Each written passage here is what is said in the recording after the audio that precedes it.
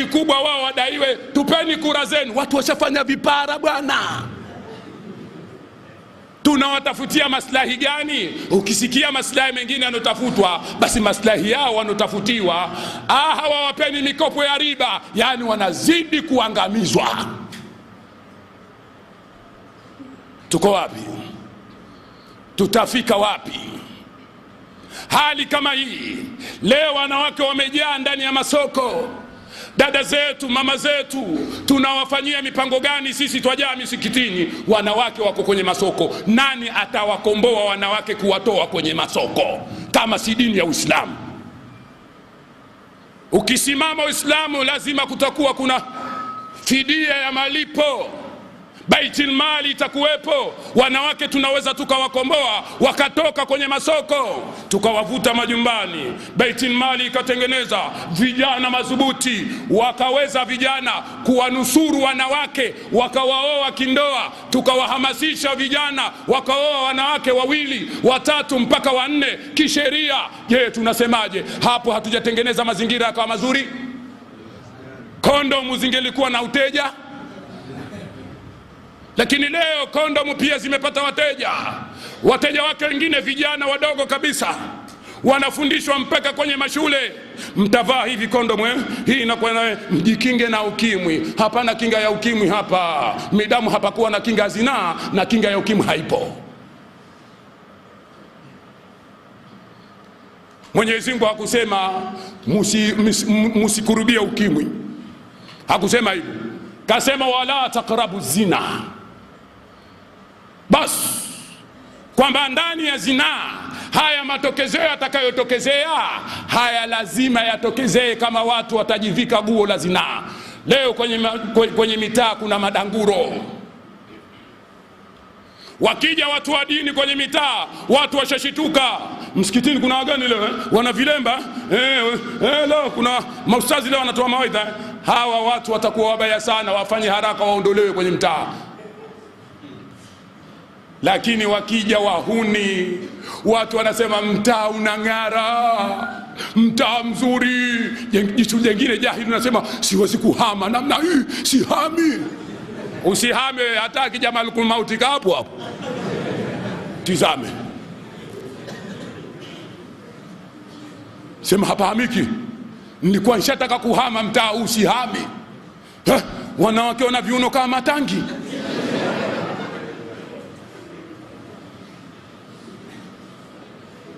Wewe fanya tu balaa lako. Na wengine wembamba kama biskuti. Wallahi mwanamke unamkuta mwembamba kama office pin ile. Ala. Mpaka inafika muda asema mtu, basi ukimpata kama yule na moto ukikupata kama weye.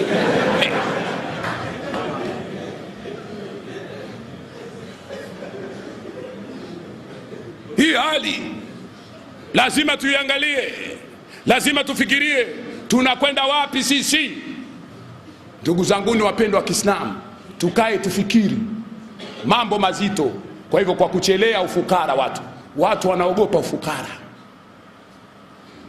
na kuondosha. Sasa hatuondoshi kisheria. Ufukara unatakiwa uondoshwe kisheria. Matajiri wahamasishwe kutoa. Wakihamasishwa kutoa vizuri, watu wawe wacha Mungu. Watakapokuwa wacha Mungu, Mwenyezi Mungu Subhanahu wa Ta'ala anasema waman yattaqillaha yaj'al lahu makharaja wa yarzuquhu min haythu la yahtasibu. Yoyote atakayemcha Mwenyezi Mungu tutamjalia njia ya kutoka katika mambo yake, na tutamruzuku riziki basi na kutarajia kwamba hapa atapata riziki, tutamfungulia riziki zake. Leo kuna watu wanaitwa makahaba, wanawake wanaitwa short time, wamo mahotelini short time, kazi yao kukanda wazungu, halafu wakamalizia short time. Mabalaa yamekuwa tele baharini huko, sehemu za fukweni. Hivi kweli jana dume zungu au ndo wenyewe wanaita wageni? Na wageni kweli, maana wageni wao mpaka na wenzao wanawafanyia mambo pia wageni. Basi huchuliwa jitu likatulia namna hii. Wameacha kutuliwa wanaume majumbani kisheria. Mtu yuko tayari avunje ndoa, lakini kwa kuwa anafanya kazi kuwachua wazungu, kwa hivyo hii kazi kubwa sana kwake yeye kuliko kwenda kumchua mumewe.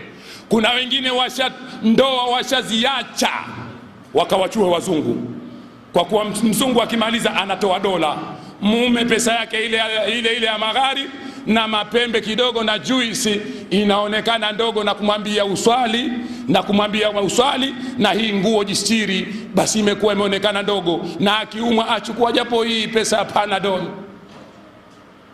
Wameyaona madogo hayo, wanavunja ndoa watu, wanakwenda kuwapuna wazungu. Nikisema kuwapuna sio kwamba labda kuwapuna maana yake ile kuwachua ile. Kwa hivyo zungu linakuachuliwa, wasema ho ho ho ho, very good, very good, very good. Maana endelea tu kumwasi Mungu, wa uzuri sana hivyo unavyofanya. Likiguswa pahala linapotaka sema very nice, very nice. Yani hapo ndo pazuri zaidi kuliko kote hapo ulipogusa. Hii hatari, na watu wanaona haya mambo mazuri tu, tunapata pesa, wanawake tunawawezesha. Na mwanamke anasema nataka mchezo, mimi nishanunua banda. Umenunua banda la motoni eh? Nishanunua daladala. Nimenunua daladala. Wanawake tukiwezeshwa tunaweza, si nishanunua daladala. Mtatusema bure, na kabati lina milango 5. Utakuja kuwa na kabati litaletwa lina milango 2, mmoja ule wa kuingilia kule, mmoja huko wa kutokea. Watu washaingiza kwa huko, wanauliza kichwa kiko wapi? Mtoweni kwenye hilo kabati, kichwa kiko wapi? Toeni. Tunatolewa kwa huko. Sote tutaingia katika hali hii. Sasa haya yote tunatakiwa lazima tuwakomboe wenzetu. Wenzetu wanaumia na sisi wenyewe sasa hivi tuko taabani. Mtu anafika kumwendea mke wa mtu, anampigia simu na mumewe yupo, anamtumia meseji. Matokeo yake mume kuna siku kaichukua ile simu akaisikiliza yeye, mwanamke alikuwa hayupo, ikalia, akasikiliza yeye, akatoa sauti ya kike naye, nipo hapa, unasemaje? Wanaume na sisi tunayaweza kabisa. Lazima mwanamume uwe na psychology bwana, sababu wewe ni kiongozi, sisi ni viongozi, psychology lazima tuwe nayo. Akajiregezea sauti, akamwambia basi njoo kidogo, baadaye huyu jamaa atakuwa hayupo. Jamaa likakubali, jamaa akachukua sauti ya mke, jamaa likakurupuka mbio, likaingia pale, akamuona, akajua kumbe jamaa yenyewe ndio huyo. Basi akawa sasa wakati mwingine anachukua simu yake, anamtumia message za mapenzi. Mwanamume ndo anatuma message za mapenzi, ninakupenda wewe mimi, usingizi sipati, siju nani na nini, wallahi unaniua mie, siju nani na nini. Kuna watu bwana wewe, katuma message kama hizo mpaka jamaa kaingia tele, na akeshatuma anafuta, akeshatuma kule anafuta, sija kaziona mkewe. Basi ikafikia muda mpaka yule mwanamke wallahi tayari anajua, huyu mume wangu kuna mambo anayajua nini. Unajua mwanamke hodari sana kuyajua. Wanawake tunasema wakitengenea wanawake wema. Mwanamke akiwa mwema huwa mwema, na akiwa mbaya huwa mbaya kweli kweli. Hata mchawi wa kike na mchawi wa kiume, basi mchawi wa kike ni mbaya zaidi. Wote wabaya, lakini mchawi wa kike hana huruma. Mwanamke ni mtu wa huruma, lakini akifikwa kutokwa na huruma hana sumile. Tunamwomba Mwenyezi Mungu atuongoze, atuepushe sisi na ndugu zetu, mama zetu. Basi jambo hili la fukara ndio inapelekea watu mpaka kuchukua wake za watu na kuwatupia maneno ya ajabu ajabu, mpaka ikafika muda yule jamaa akamweleza mkewe, Akamwambia, mke wangu umekadaika na nini kuhusu jambo hili? Akamwambia, sina jambo hili. Akamwambia, wallahi unalo ushahidi huu. Jamaa akatoa ushahidi wote. Mwanamke akabakia, kumbe mume wangu anayaelewa haya mambo. Wakapatanishwa, akakubali. Hawakuwahi kuingiliana kufanya vitendo vichafu na yule jamaa, lakini ilikuwa tayari wanakaribiana katika hayo mambo. Matokeo yake Mwenyezi Mungu akajalia mwanamke sasa kawa mwema, kakubali lile kosa lake, katulia kwa mumewe. Lakini ufukara umekuwa watu unawatishia. Mpaka sasa hivi kuna watu wanasema, mimi mjane wa Mungu. Iwe mwanamke iwe mwanamme, mtu utasikia, mimi bwana sina kazi bwana, sasa hivi ajira hakuna. Kwa hivyo kakubali awe shoga eti kwa kuwa ajira hakuna. Na mwanamke anasema, nitakula wapi mimi mjane? Kwa hiyo yuko tayari afanye duka, yuko tayari afanye store, apeleke mashaka kwa watu mpaka waseme, kuna mama wa huruma hapa. Eti mama wa huruma huyo, kuna dezo yao hapa. Kwa hivyo ndugu zangu ni wapendwa wa Kiislamu, hili jambo la ufukara naona kila mmoja limekuwa linatisha, na katika utishio wake kwamba sasa hivi tunaingia kwenye ukafiri. Ili kutaka kuondoa huo ufukara, tumo kwenye ukafiri, na watu hivi sasa hivi wanaingia kwenye ukafiri kwa hali zote kwa sababu ya kuogopa ufukara. Ashaitani yaidukum alfaqr, shaitani anakuahidini ufukara. Huyu shaitani anaahidi ufukara.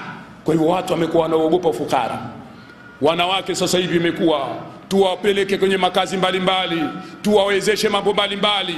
Hatutizami kwa Mungu anasemaje, hatutizami dini yetu inasemaje, sie tumo tu hivi sasa. Hili moja. Sitoweza kwenda sana kwa vile leo ni siku ambayo tulikuweko muda mrefu, mambo ni kidogo kidogo, lakini sitaacha kuliongelea na la pili ili tukaweza kupata faida kidogo. Jambo la pili linotupelekea hatari ya kuingia kwenye ukafiri. Mtu anaponeemeshwa neema, kati ya baadhi ya neema ambazo Mwenyezi Mungu atamneemesha, aidha mtu akiwa mzuri wa umbile, awe mwanamke awe mwanamme, ndio itakuwa sababu kwa uzuri wake huo, kuyafanya mambo hata ya kikafiri, mpaka ikafika muda watu wakawa wanakushanywa wanawake kutafutwa mwanamke mrembo zaidi ni nani. Kwa hiyo kuna wanawake ambao washaitwa ni warembo, washajichukulia gari, washayafanya maasi ya aina mbalimbali, na wanaendelea kwa sababu yeye anajijua ni mrembo. Anakwambia bwana, mtu uringia chake. Kwa hiyo unamkuta mwanamke bado mpaka leo hajarejea kwa Mwenyezi Mungu, na mwanamume akiwa mrembo tena, kina dada maneno ya watu ndo wanajikata, yule bwana hesamboi. Namkuta kijana amekata mchicha, halafu nywele huko azifanya ndogo ndogo, kazitia rangi za mawingu, halafu kavaa kiatu kikali sana, wanasema mwenyewe, lakini hana kazi yoyote huyo, anazidi kujipamba tu kuwavutia wengine ile. Sasa tena hapo wake za watu kina nani, ana wallet lake hili halina chochote baada ya kitambulisho cha Mzanzibari.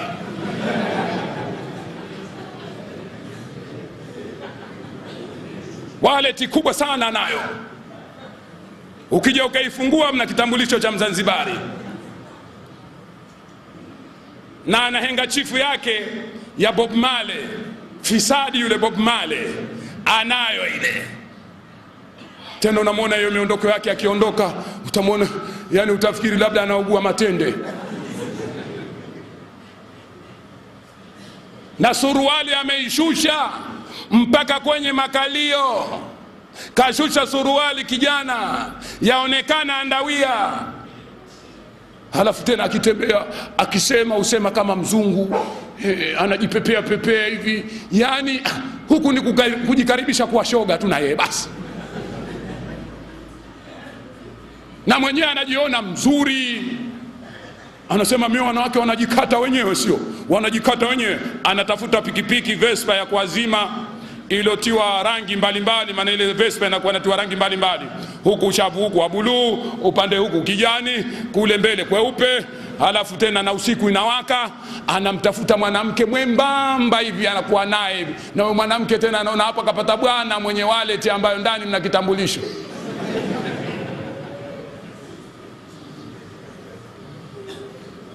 Hii ndo hali. Basi anamwambia toa hicho kibuno huko nyuma huko. Kwa hivyo na Vespa imetiwa exhaust ya Italy. Tunazijua eti tunawafuatilia hao vijana. Exhaust ya Italy. Msikilizie hiyo inavolia njiani, inalia kama nyuki. Ta ta ta ta ta ta ta. Mwanamke kakamata, kavaa singlet mwanamke, matiti unayaona kwa pembeni. Watu wanaona maendeleo haya, tukiyakosa kuyaona haya. Bwana, enzi zetu bwana, tena mtamkuta mtu mzee kaka maskani hata kidini. Enzi zetu tulikuwa hatuyaoni haya. Unaona vijana wanavyoburudika hawa. Natamani nirudi ujana. Urudi ujana utakwenda motoni. Natamani urudi ujana. Enzi zetu tulikuwa hatu, ana mapengo, mtu mapengo yachatoka, lakini ule ufisadi hata ikuacha. Enzi zetu tulikuwa hatuna hatuyaoni haya.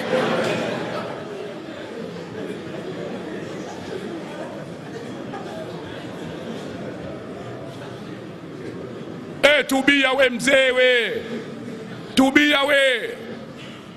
Basi tena wanapita pale na vijana wenzao wakiwaona, anasema jamaa amemuona yule da kauchuna kweli kweli, da jamaa barida, jamaa fresh kweli kweli bwana. Hao wanakwenda zao wenyewe, wanaona kwamba hayo yote ni mambo ya kwamba wao wamestarehe vizuri sana. Na sisi tunasema tumepata vijana siku hizi alhamdulillah. Unaona mji ulivyokuwa unavongara vijana alipo.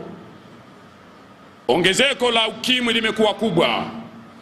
Ongezeko la wanawake ambao wanafanyiwa liwati imekuwa kiwango kikubwa. Wa baadhi ya ndugu zetu watoto ambao tunawategemea kwamba ni wari, lakini imekuwa milango ya Baitul Ajaibu iwazi. Watalii wanapita wa kila aina. Je, tutafanya nini hivi sasa? Mmongonyoko uliokuweko katika mambo haya katika mitaa hivi sasa. Kwa hiyo kupenda mali, watu wakawa wanapenda sana mali, wakaneemeshwa. Katika kuneemeshwa kwa kutokana na uzuri wao, ikaja ndani yake na kupenda mali. Kwa hivyo mtu akawa mzuri peke yake ni mtihani. Tizama Nabiullahi Yusuf alayhi salam, kwa kutokana na uzuri aliyompa Mwenyezi Mungu. Uzuri anaweza kuwa nao mwanamme wa kiwiliwili na sura yake akaonekana. Uzuri anaweza kuwa nao nani? Mwanamke. Mwanamke akiwa mzuri sana peke yake hupelekea fitna hata kwa mume, anakuwa hamuamini uzuri. Na mwenzangu mie, ukioa mke mzuri sana unatafuta hilo balaa tu. Kilo yako moja ya mapembe anaitaka nani na mwanamke kashajiona mzuri? Ukanunue kilo yako moja ya mapembe umpelekee. Kikilo chako kimoja cha mchele unajitahidi, mke wangu yeye kashapigwa simu zamani, nje nikuchukue saa ngapi? Wewe mimi nitamwaga tu, unakwenda kwa mama yangu tu, utanichukua kwa mlango wa kona huko. Nakwenda kwa mama kidogo, nenda usichelewe, utakwenda siku. Usiniambie usichelewe, kule kwa mama yangu. Au nakwenda kwa kaka, ukiuliza anapita kama puruzai tu pale, na anapita kapitishwa na gari ya huyo jamaa, akampitisha, ngoja niende hapa kidogo, kumbe anakwenda tia saini kwamba kaja. Anakwenda pale dakika 2-3 kaja hapo, kaja. Hata ukipiga simu, vipi mke wangu kaja hapo, unaambia kaja. Sasa ulize yupo, akasema katoka kidogo, kenda hapo, atakuja baadaye. Na watu wake wanamtetea. Sasa nikitoka naye watu wanalia, kumbe ukitoka naye utalia wewe. Maana watu washamuona tu, vijana washamuona wamekaa kama mbwa koko kwa denda linawatoka kwa kuliko mbwa mwitu. Mtu toa udenda tu. Kuna mijana dume mikhabithi isione wake za watu, na mke wenyewe sasa disiplini hana. dini haitambui, yeye yumo tu. Na kuna wanawake wasione waume za watu, wanawakodolea macho. Wanawake wangapi hivi sasa washawaiba waume za watu? Wanawake wanalia hivi sasa, mume ana habari, anakuambia wewe nenda bwana, wewe nenda wewe, anamwambia hivi wewe nenda wewe. Mwanamke gani wewe? Unajua ninayofanywa huko? Kwa kutokana na uzuri mwingine wanajipamba pamba. Leo nitayasema, niyaseme. Sema mwaga sera baba Nyundo, sema pasua Nyundo. Bwana sisi tuhamasishane eti nasi tupasue. Ndio. Kuna watu wanaiba wake za watu na kuna watu wanaiba waume za watu. Sasa njoo mkute huyo mwanamke anaiba waume za watu, hawana raha wale wanawake kwenye ndoa. Anamchukua yeye, utafikiri yeye ndo mwenyewe. Hawana raha. Kwa design gani? Wanajipamba mapambo yao. Sasa kuna design mpya sasa, wanawake kutia mwanya na pasua. Sije kwa ushachukuliwa na huo mwanya unaozungumza. Unaweza ukalikuta bonge la jitu bamsa, lakini limepenya kwenye mwanya.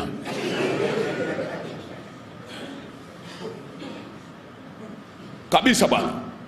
Analazwa yule kwa mafundi masonara. Tunawaambia mafundi masonara, bala hii msitufanyie tena, muache mambo haya. Analazwa mtu utafikiri anataka kufanya operation. Kuna vitupa vidogo vidogo baada ule mwanya anaofanya mwenyewe Allah subhanahu wa ta'ala. Maumbile hawataki siku hizi. Kuna mwanya ambao mtu ana twiri, unamkuta madambe anampa, anatia mwanya tafuta kutiana ukimwi tu. Tupa hiyo katumia mwingine hiyo anakwereza taratibu. Yani hiyo tupa kali sana nyembamba. Niliyazungumza hayo siku moja, sonara mmoja akanambia, "Ustazi mnapata wapi haya maneno?" Si hayo tu, nitakumagia na sera nyingine. Nikamwambia nimwagie, lete. Sasa ndo nikasema napasua. Akanambia, bwana, hao wanojifanya warembo tunawatengeneza mpaka vitovu. Kitovu mwanamke analala, alafu mnasema tunakashifiwa. Mnajikashifu wenyewe kwa mnakokwenda. Na mimi Nyundo siachi na pasua. Mimi mwenyewe hapa nilipo sijijui, niko tabali. Alafu nimwachie mwenzangu, mimi mwenyewe sijitambui. Hatuachiani hapa. Wewe utakwenda, mwingine atakwenda, na mimi nitakwenda mpaka tujue tunakokwenda. Yangu ndio nayo sijui hapa. Alafu tukapambane tu, tutiane rangi, haiwezekani. Hapa lazima tupeane ukweli. Sasa anapasua ule mwanya, anaweka chiri mdogo. Akanambia, bwana, na vitovu tunatengeneza. Nikamwambia, vitovu mnatengeneza kwa namna gani? Anasema analala yule mwanamke hivyo, halafu anafunua tumbo lake. Kitovu kile tunachezea kidogo, tunaweka vizuri, tunaweka kidogo ulai, tunamwambia stahimili, na yeye anastahimili. Hakuna ganzi huko. Stahimili, anastahimili. Kinavutwa kile kwa pakari juu. Kigozi kile cha kitovu kinavutwa juu. Kikeshavutwa kuna pakari ile anatoboa. Akishatoboa, mwanamke yuko tayari astahimili. Anatafuta nini? Umayo, anatafuta urembo. Atobolewa pale akishatobolewa, anaweka uzi pale mpaka inazoea. Pakishazoea shekhe, panaekwa dhahabu pale. Sasa mwanamume alokuwa juu hakalulu, aje mkuta mwanamke anang'ara dhahabu kwenye kitovu, anaona haya sijapata kuyaona. Mke wangu hanioni hata kwa tochi. Qalu inna lillahi wa inna ilaihi raji'un. Hapa mke wangu hanioni hata kwa tochi. Hapo ndo unapomuona mtu anakimbia sasa. Anaikimbia familia yake, anawakimbia watoto wake. Mke hata aseme nini. Kwa hivyo tusisingizie marogo tu, lakini na haya mambo ya mapambo, wanawake kujipamba kupita kiasi, na wengine wakawa na vikuku chini ya miguu. Bwana akitizama mguu anakuta unang'ara vikuku. Wanatiwa kwenye vigari vile siku hizi kuna vigari vidogo vidogo tu vinavyokiza. Tunawaambia serikali, jamani, hivi vigari vyenye viokiza jamaa vingetizamwa sana hivi. Unakikuta kigari kiko uwanja mpira kinakwenda hakina moto, lakini kina moto wa Mwenyezi Mungu.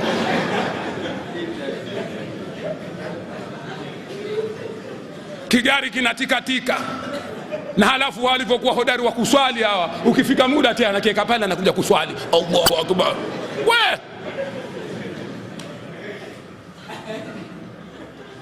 vigari vyokiza, matendo kiza, roho zao kiza, kwa kuchukua wake za watu vigari hivyo. Mwanamke anafika kutetemeka, mume wangu yule na makozi. Jamaa kabeba makozi, anajipinda yuko yuko, anayo maisha bora.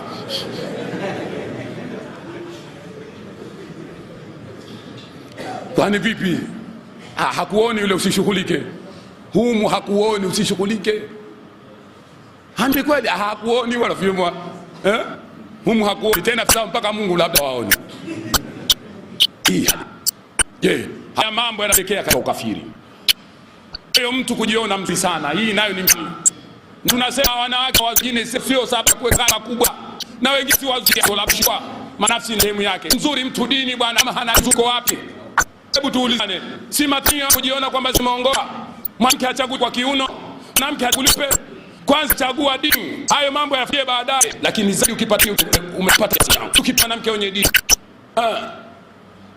far bidhati dini tarbati yadaka. Tafuta sana mwanamke mwenye dini, mikono yako ndio itabarikiwa. Huyu anazungumza hivi ni Mtume Muhammad sallallahu alaihi wasallam. Yeye mwenyewe yuko katika hali ya kwamba hao watu wanopapatika, nimepata Mwarabu, na yeye mtume wetu kwa si Mwarabu, na alipokuwa anazungumza haya kwenye nchi za Kiarabu, wako tele wa Arabu wanaonekana wazuri, lakini kasemaje bwana Mtume? Fari bidhati dini tarbati yadaka. Tafuta sana mwanamke mwenye dini, mikono yako ndio itabarikiwa. Leo unakimbilia kutafuta mwanamke sijui basmati, sijui nani, matokeo yake sijui alotia hizo dhahabu za kwenye vitovu. Bala haya yote ni madanganyifu. Tafuta mwanamke, we na mimi tukifa yule mwanamke twende naye peponi. Mwenyezi Mungu atakapotoa tamko akasema udkhulu jannata antum wa azwajukum tuhbarun, ingieni peponi nyie na wake zenu. Hebu mtizame mke gani sasa hivi wa kuingia naye peponi, wakati mke wenyewe anavaa jezi anataka kwenda mazoezi? Kweli ndio kwenda naye peponi? Jiulize, mke huyu anavaa jezi unakwenda naye mazoezi, kweli atakwenda peponi? Mke anakuambia usinishughulishe, ukenda uko peponi mimi nifungie mlango nsije, tia loki, wewe bakie huko. Wewe hujaona kama huna mke tena una balaa hapa?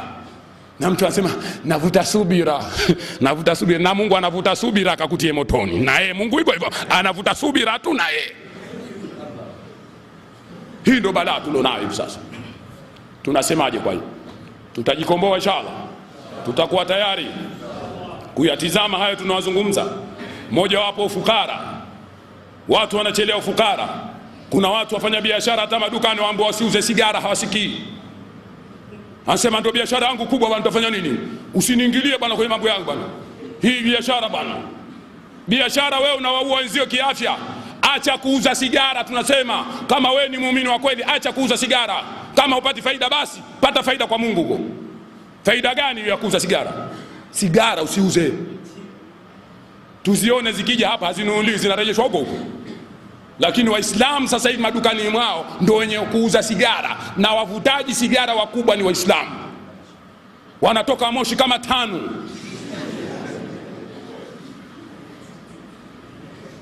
Inakuwaje bwana?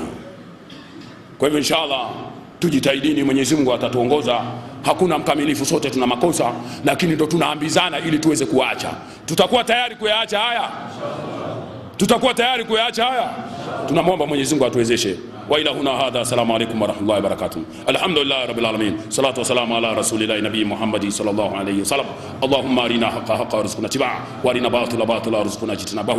اللهم اجعلنا من الفائزين في الدنيا والآخرة. اللهم انصرنا فإنك خير الناصرين، وافتحنا فإنك خير فاتحين، وارزقنا فإنك خير الرازقين، وارزقنا رزقا حلالا.